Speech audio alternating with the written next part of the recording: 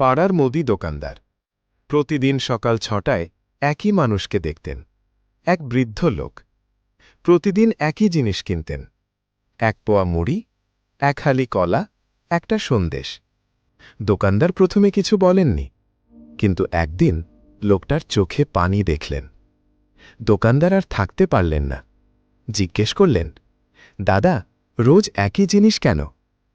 বৃদ্ধ লোকটা একটু হাসলেন, বললেন, আমার বউ এটাই খেত। মুড়ি, কলা, একটু মিষ্টি। ৪৬ বছর আমি রোজ এনেছি। ৬ মাস হলো ও নেই, কিন্তু আমি এখনো আনি। দোকানদার অবাক হয়ে জিজ্ঞেস করলেন, কেন দাদা?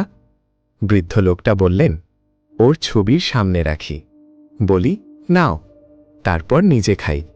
ও তো আমার পাশেই আছে, শুধু চোখে দেখি না।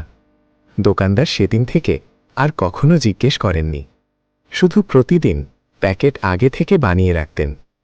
মানুষ মরে গেলে ভালোবাসা মরে না, অভ্যেস মরে না।